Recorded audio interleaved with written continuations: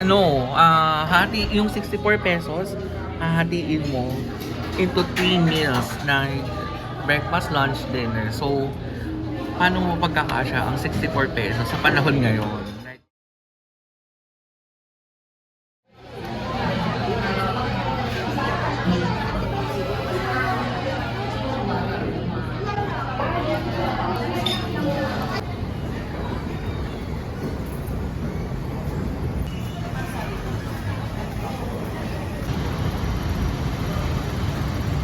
Sa naabot ang 64 pesos mo, hanap tayo ng murang breakfast na may 21 pesos.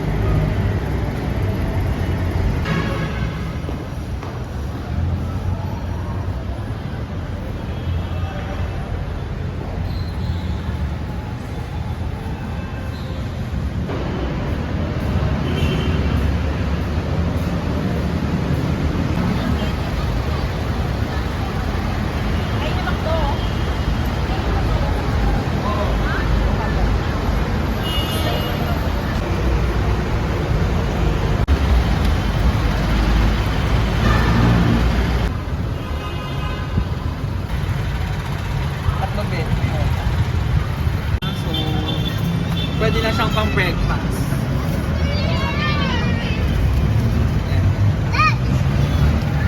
Unang NEDA, ang isang Pilipino, kakayanin po niyang makakain sa loob ng isang araw sa halagang 64 pesos. Nandun na yung breakfast, lunch, dinner. So, papatak na 20 kada kain. Kaya po ba yun? Ay, hindi po kakayanin. Ako pa, 400 sa maghapon, kulang.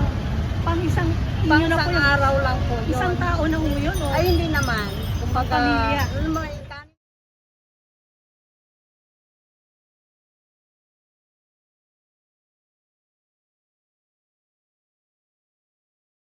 Alam mo, kanin na doon. Kumbaga, kanin lang yun at ulam, ganon. 400 na yun, o hindi pa. Mga 500, ganon. Pero pag may mga merienda ka, kulang talaga. Almusal na to. So, naka-20 ka na sa isang almusal pa lang. Hindi naman kung So, ganyan. magkano pa yung matitira ang matitira na lang sa'yo? 44 para sa tanghalian ka sa hapunan. Kuya, magkano tubig? Depende sa size. Magkano po? 20 daw. 20 na po ito. 20 na yan. Isang ganito, 20 na tubig. Yan, 20 So, daw ubus yan. na ho. Ubus na yung kanyang budget. Kumagahan pa lang, nasagi, 3.20 plus 20 na tubig, 40 na. So, may 44 pa ako. Siyempre, hindi kasali yung tubig ha. Baon ko to. Di ba kailangan natin i-achieve na balance na masustansya. So, may fruits.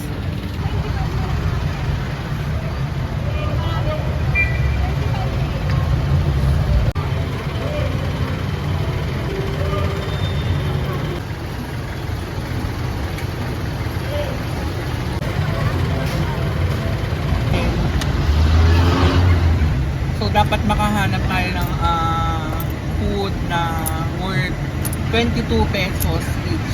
So, dapat ang lunch ko worth 22 pesos.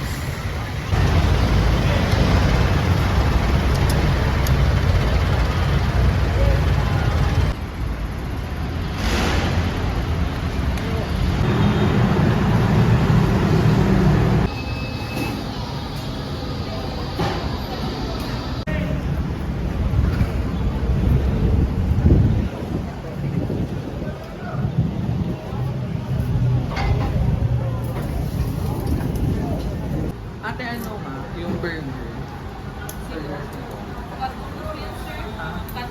Ano na lang yung pwede? 45 taas na lang. So may katok pala yung 20. Yung 20 lo. Ang available na lang na meals nila is yung 40 plus.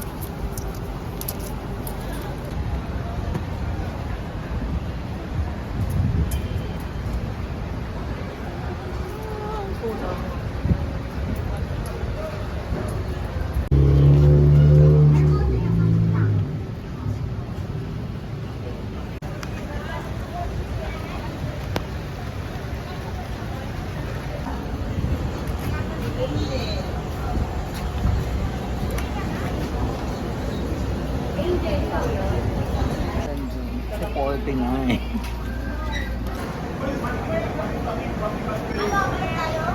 So 44 na pesos na natira natin, nagtingin ako sa isang 24 hours convenience store ng rice mill. However, kulang. So naghanap ako ng alternative para makaraos yung lunch natin. And I found out na ito, instant noodles. Usually kasi di ba pag nagtatrabaho tayo, lalo pag sa mga business districts, walang mga karinderya doon like sa Makati, BGC, ganyan. Ang mura lang na pwedeng kainin is convenience store. Yun lang yung mga pinakamura tsaka fast food. So since nasa budget tayo at wala namang 40 pesos sa mga fast food, maghanap tayo sa convenience store. Noodles tayo for lunch. Wala ka bang inumin? Bibili ako ng tubig, ala na. hindi na ako makakaraos ng hapunan. Kaya kung ano yung tubig ng noodles, yun na lang din yung tubig ko.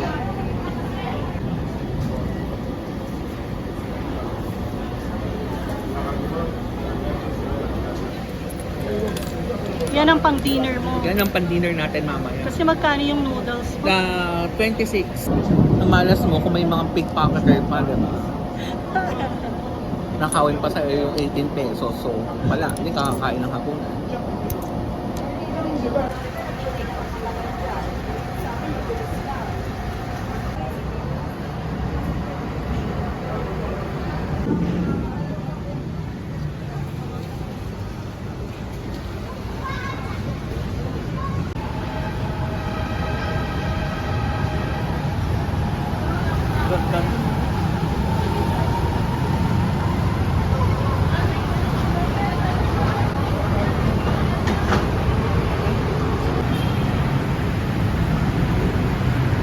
So, anong plano mo?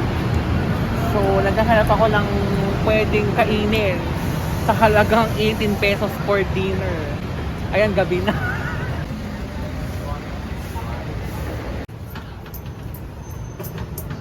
So,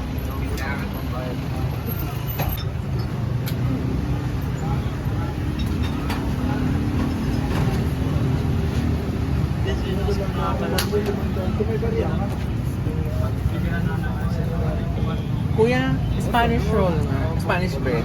Dalawa. So, dinner mo na yan. Oo, ito na yung dinner. So, may natirang dos for dinner.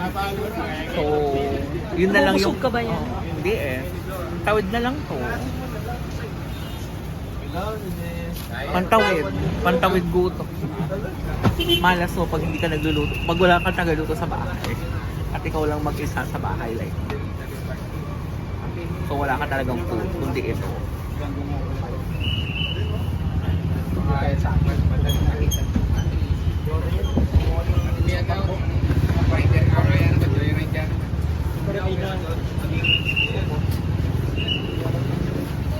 Kulang pa, walang panulak.